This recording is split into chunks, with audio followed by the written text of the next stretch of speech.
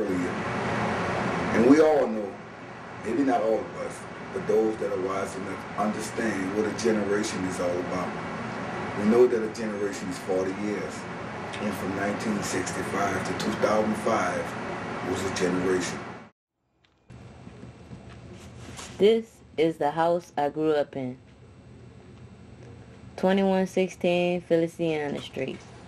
The street crosses North Galvez, which was named after General Galvez, who raised an army of Creoles, free African Americans, Native Americans, and Spanish Americans to fight against the British and American Revolutionary War. Downtown New Orleans.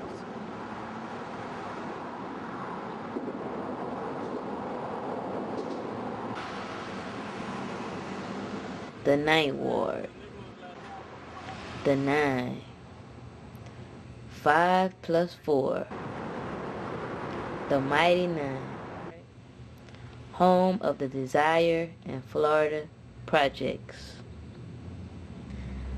District E. I'm from the 9, and I don't mind dying. I myself and a couple other soldiers was involved in a rescue mission from a nursing home in the lower 9th Ward. We rescued over 90 personnel, 90 people who actually lived there.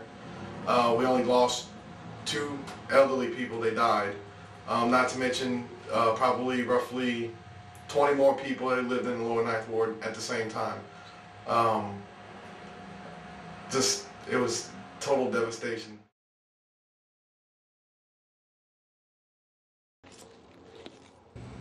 I would have never thought in a million years I would see it like this.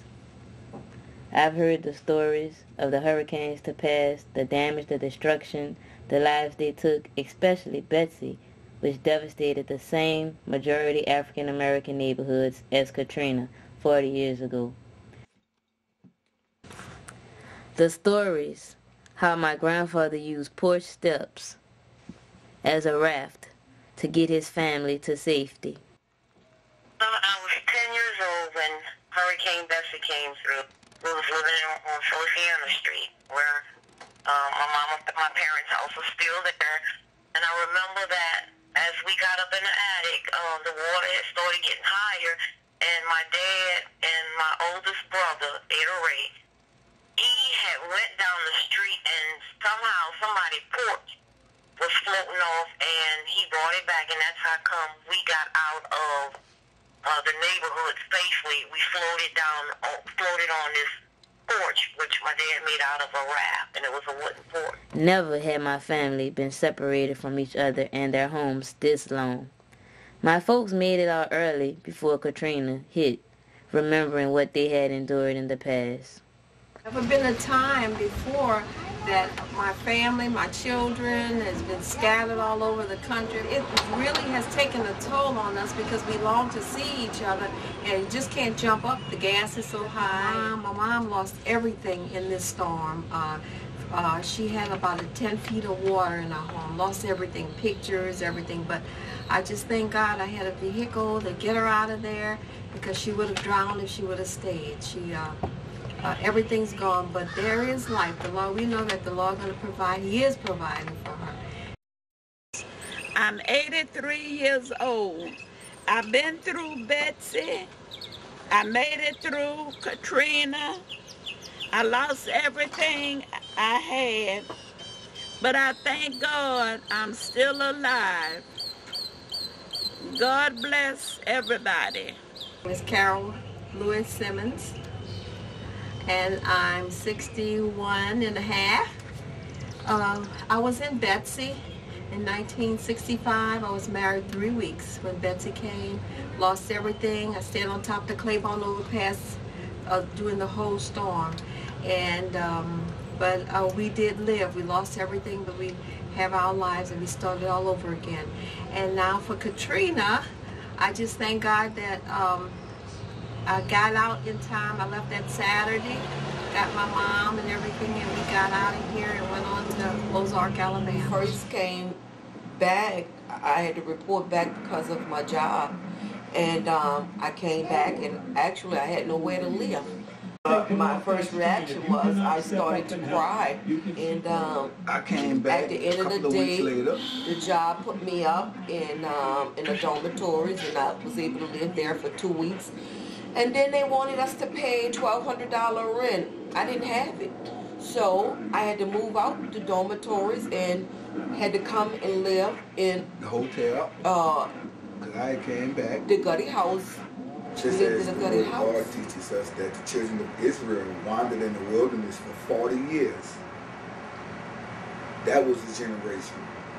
We understand what that generation was like, those that are religious, those that are Bible scholar readers, who understand that that generation passed by. It was so wicked. And I miss New Orleans, and all my stuff got flooded out. And then my teddy and all my books and all my babies and all my baby dolls and my toy box, all my stuff that's in my room, in my brother's room, in my daddy's room, in the kitchen, in the Living room got this. the living room that got these swords. And with that got these swords before we had to leave to go back to another state. Let me just show you something. This is one of the things that the storm have done with me. It done drove me to drinking a little bit of wine, which is okay. Wine is good for the soul. Beer. A little beer, which is okay. And cigarettes. A little crown. So, you know, I'm showing you everything that it would do to a person when you go through something like this. Now, let's get back to business. I wouldn't wish this year type of catastrophe on nobody.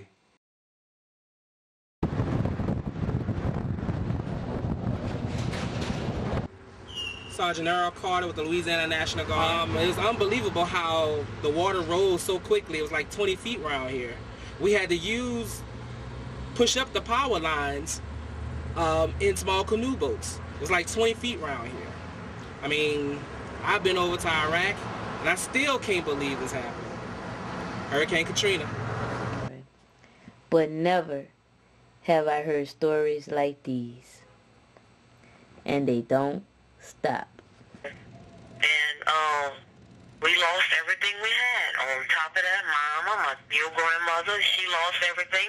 My sister, Andre, they lost everything. Okay. And then All right. Okay, Ma. All right, Ma. Uprooted. All right. So, Okay, Ma. you know, you think about these things and then you try not to cry, but, you know, it's to the point where it do hurt. It is depressing. Okay. You know? All right. I got it, Ma. I'm going to call you back later.